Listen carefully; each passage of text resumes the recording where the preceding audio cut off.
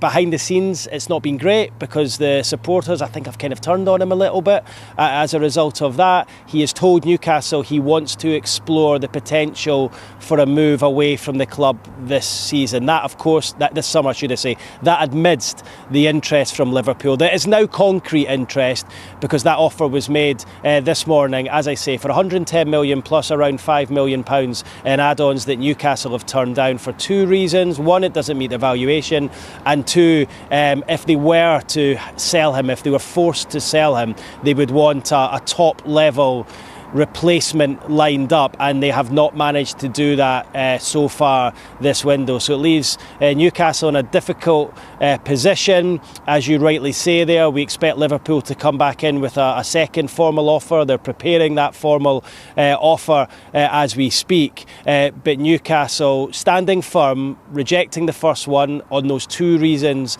that I say. So this could be the biggest transfer of the summer. It would be a Premier League record if Liverpool were to get their man, but Newcastle rejecting that first approach from Liverpool this lunchtime as it falls well short of their valuation of the Swedish international. Keith, given the fact that the informal approach happened a couple of weeks ago, then we've had bid number one. Bid number two seems to be coming soon, it would appear. What does that tell us about the timeline of when Liverpool at least want this deal done? We've still got a month left in this transfer window. Yeah, I mean, look, there's plenty of time to do a transfer, but this is a big transfer. It's an eye-watering sum of money. We saw Liverpool do a deal earlier in the window for Florian Wirtz. They wanted to do that early due to the figures that were involved. Similar sort of figures is their first bid here. You know, similar fee that they paid for Florian Wirtz. I don't think this one will drag on until the end of the transfer window. I don't think Newcastle can allow that. There's too much. There's too many numbers involved.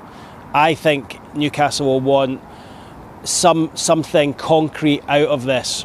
You know, a resolution one way or the other, probably within the next 10 days, I would suggest. Newcastle are back from South Korea on Monday morning. Isak will be due back from Spain as well. He's of course over there training on his own. I don't know how much the club were aware that he decided to make that journey out there to do that.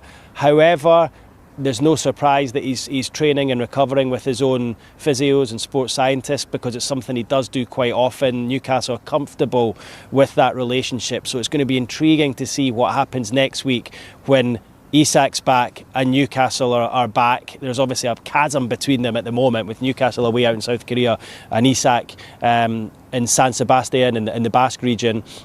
But I just think this is the sort of transfer Newcastle can't leave until the end of the window. They need to find some kind of resolution to this. But as I say there, Newcastle looking for a replacement, and a top level replacement as well. That doesn't come quickly. That's not easy. It's not cheap. We know they like Benjamin Sesko. Will they decide off the back of this, because Isak's so unsettled? If Liverpool up their bid to allow him to go, they will probably have to throw the kitchen sink at Benjamin Sesko to get him, because we know that Manchester United are really interested in him as well. So yeah, look, I think it will rumble on a bit, but I honestly don't think this is going to go on until the dying embers of the transfer window, due to the, as you rightly say, the seismic proportion of this transfer.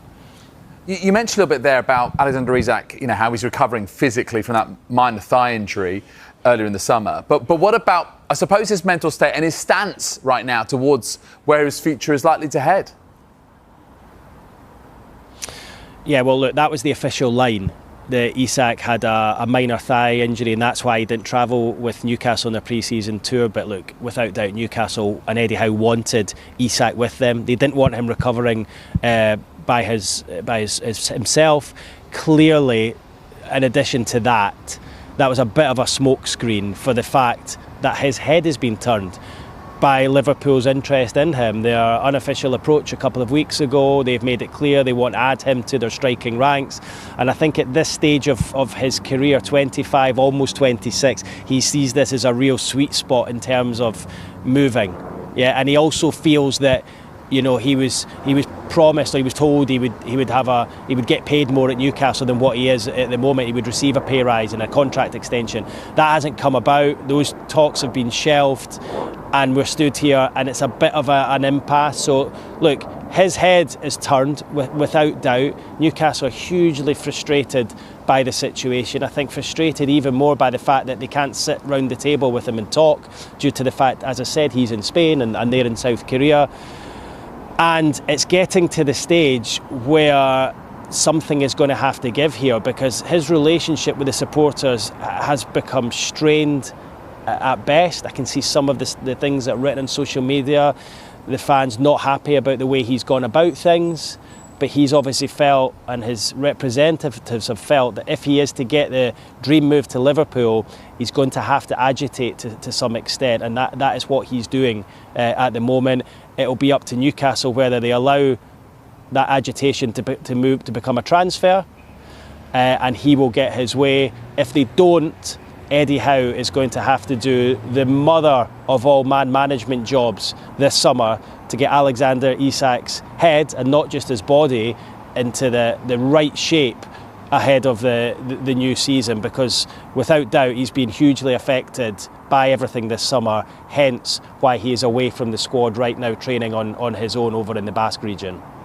Yeah, and you know, Alexander Isak and the outcome of this situation with him, that will necessarily colour the complexion of this transfer window for Newcastle. But just put into context overall, that aside, Keith, of how challenging it's been for Eddie Howe's side. David, it's been a disaster. It's been an absolute disaster for Newcastle this summer. This was a window where they wanted to strengthen. Remember, they've not added really anyone significantly for the past 3 windows. They've held back their finances to have a real go at it this summer ahead of a Champions League campaign. I reckon they had at least 125, 130 million pounds to spend before sales. They've already sold Sean Longstaff to Leeds United. They had money to spend. They were looking to add a goalkeeper, a central defender, a right winger and a forward. They've only managed to add the right winger in the shape of Anthony Elanga from Nottingham Forest. They're still looking for those other 3 positions. I actually think they're probably looking for another midfielder as well, off the back of Longstaff moving to Leeds. If Isak was to go, they then need 2 forwards.